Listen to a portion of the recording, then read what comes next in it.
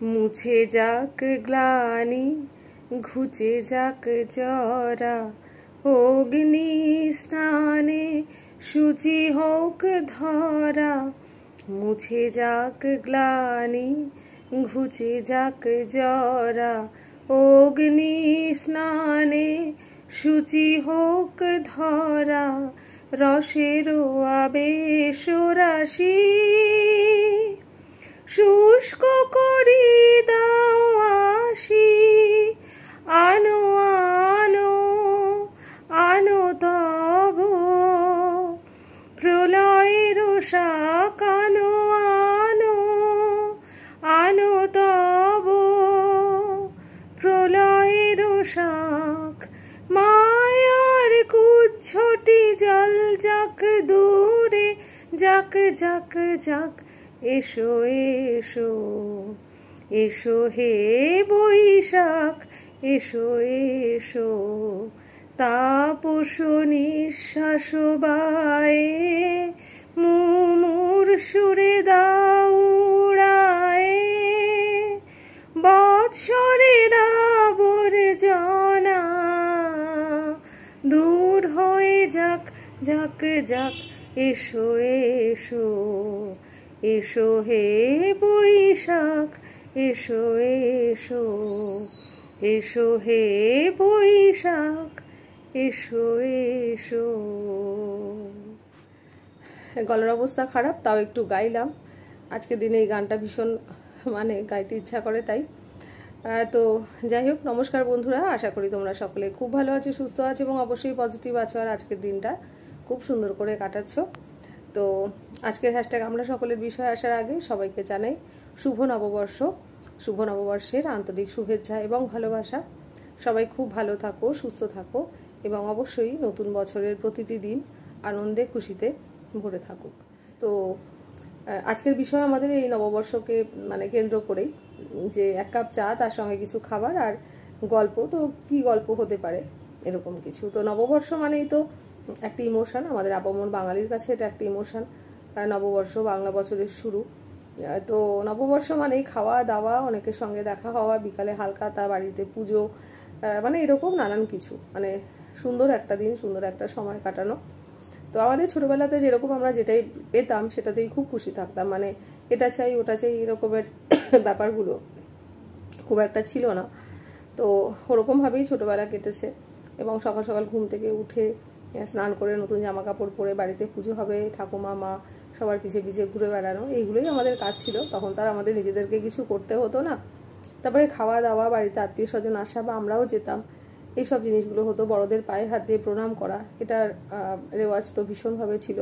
তখন সমস্ত বড়দের পায়ে হাত দিয়ে প্রণাম করতে হতো বা আমরা করতাম। অনেক ছোট থেকেই আমরা সেটা করেছি বা আজও পর্যন্ত করছি।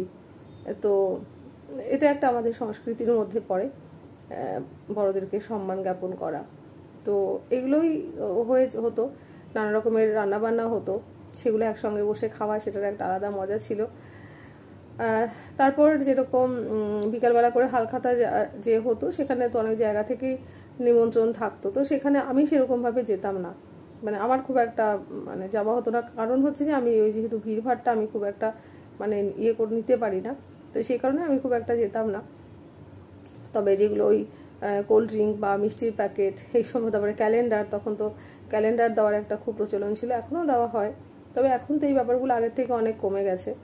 তো ক্যালেন্ডার এই সমস্তগুলো খুব একটা সুন্দর ব্যাপার ছিল এবং সেই মিষ্টি খাওয়া বা কোল্ড ড্রিঙ্ক খাওয়া, সেগুলোর একটা আলাদাই একটা আনন্দ ছিল আর কি।